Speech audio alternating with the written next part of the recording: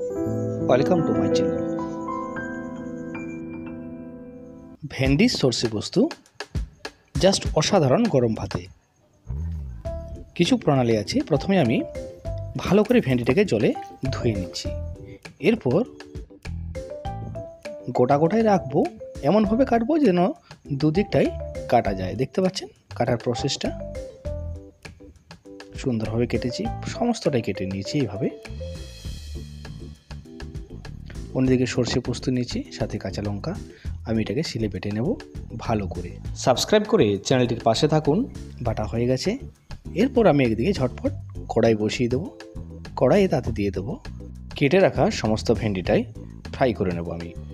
তাতে লবণ দিয়ে দেবো পরিমাণ মতো, হলুদ দিয়ে দেবো এবং বেশ কিছুক্ষণ ধরে ভাজতে থাকবো। ভাজা কমপ্লিট হয়ে গেছে। আমি কালো জিরের ফোড়ন দিয়েছি, সাথে দিয়েছি একটু পেঁয়াজ। আপনারা চাইলে তেলের পরিমাণটা একটু বেশি দিতে পারেন, কিন্তু আমি তেল কম খাই বলে আমার রান্নায়, প্রতিটা রান্নাতে তেলের ব্যবহার কম থাকে। পেঁয়াজ ভাজা হয়ে গেছে, তাতে আমি দিয়ে দিচ্ছি টমেটো, একটু ভেজে নিচ্ছি। এরপর আমি দিয়ে দেবো সর্ষে বাটা, যেটা আমি বেটে রেখেছিলাম। অল্প লবণ দেওয়া ছিল তাতে, বেশ কিছুক্ষণ আগে বেটেছিলাম যাতে তার রাগটা না থাকে। এরপর ওকে ভেজে নিচ্ছি।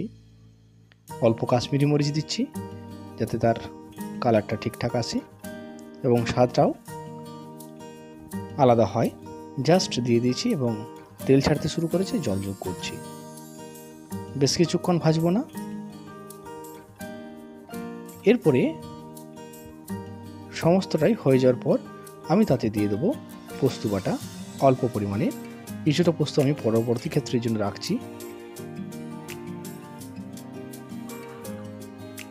যতক্ষণ না তেল আসছে ততক্ষণ আমি কষাতে থাকবো। দেখতে পাচ্ছেন প্রায় তেল চলে আসছে। এরপর আমি দিয়ে দেবো আমার ভেজে রাখা সমস্ত ভেন্ডিটাই। আমি মাখাতে থাকবো। এই রান্নার প্রসেস ফলো করলে আপনার ভেন্ডি ফাটবেও না, ভাঙবেও না, অথচ সমস্ত ভেন্ডির মধ্যে তার স্বাদটা চলে যাবে। সেই সাথে ভেন্ডিটা গোটাও থাকবে। আমি ক্যামেরার সামনে আপনাদের দেখালাম যে পুরোটাই রয়েছে। পরিমাণ মতো অল্প চিনি যোগ করলাম যাতে লবণের সাথে চিনির ব্যালেন্সটা ঠিকঠাক হয়। একটা সুন্দর গ্রেভি হয়েছে। আমার বাকি পোস্তটা আমি যোগ করে দিলাম। এইভাবে গরম গরম ভাতের সাথে আপনি ভেন্ডির সর্ষে পোস্ত পরিবেশন করুন, অসাধারণ লাগবে। চ্যানেলটিকে সাবস্ক্রাইব করুন, বেল আইকন নোটিফিকেশন অন করে রাখুন পরবর্তী নতুন ভিডিও পাওয়ার জন্য।